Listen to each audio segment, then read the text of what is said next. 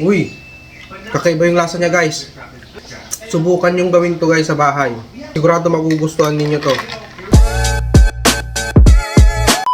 Bale, ang first step nga na ginawa ko guys sa isang baso, naglagay ako ng 1 teaspoon ng kape. At sinunod ko namang nilagay itong 0.5 ounce ng condensed milk. Bale, ginamitan ko nga ng teaspoon para makuha natin yung mga tira-tirang condensed milk dito sa lagayan. Sayang din naman kahit konti lang yan, makakadagdag ng lasa yan. Sumunod ko ang ginawa ay kumuha ako ng mainit na tubig at binuhos ko na dito sa baso. Yan din kasi ang magdi-dissolve dun sa kape para hindi siya buo-buo. Ginamitan ko na nga ng milk frother itong kape at condensed milk para mas ma-dissolve natin ng mabilis at maayos at makabuo tayo ng foam texture. After ko nga doon sa kape, kumuha ulit ako ng isang baso at naglagay naman ako ng 1 pack ng Milo. Bali, nagtira ako ng konting Milo powder dahil yun ang gagamitin nating toppings mamaya. Sumunod ko na ang nilagay itong konting hot water dahil ito ang magsisilbing pang dissolve natin sa Milo powder at gagamitan ulit natin ng milk frother. Syempre, para mas ma-dissolve natin ng maayos at magkaroon ulit tayo ng foam texture. Pagkatapos ko ang ma-dissolve yung Milo, naglagay na ako ng yelo.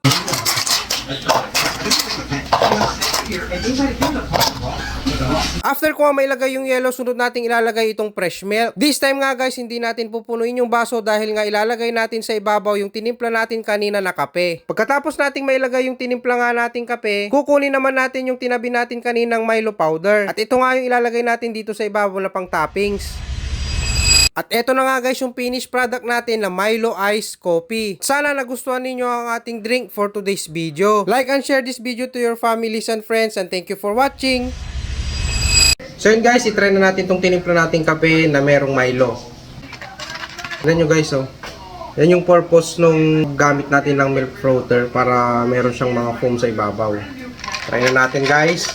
Siyempre, almusal na rin natin to guys. Uy, kakaiba yung lasa niya guys. Subukan yung gawin to guys sa bahay. Sigurado magugustuhan ninyo to. Naglalaban yung lasa ng Milo tapos yung kape. At hindi rin siya ganun katamis kasi konti lang din naman yung nilagay nating condensed milk. So alam naman natin yung Milo, hindi naman siya ganun katamis kahit isang pack yung gamitin natin. Yung iba nga, gumagamit pa ng asukal. Nagdadagdag ng asukal para mas tumamis siya. Itong drink na to guys, hindi siya sobrang matamis. Saktong-sakto lang. Siyempre, nag-i-enhance ng lasa, ng experience yung ice. Siyempre malamig. Iced coffee, iced Milo. Ayun, nagsama na siya. Sarap guys. Tapos kakain tayo ng feta cracker. Medyo salty. Kaya maglalaban na yung tamis. Tapos may pagka-salty ng cracker.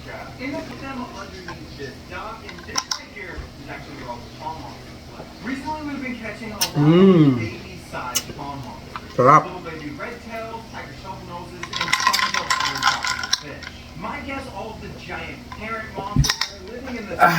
Sarap. Try nyo nang gawin din guys. At kung umabot ka sa video na to guys at gusto mo magpa-shoutout, mag-comment ka lang dito sa baba. Sisikapin kong may shoutout kayo sa susunod na video na i-upload natin. Kita-kits tayo sa susunod na video.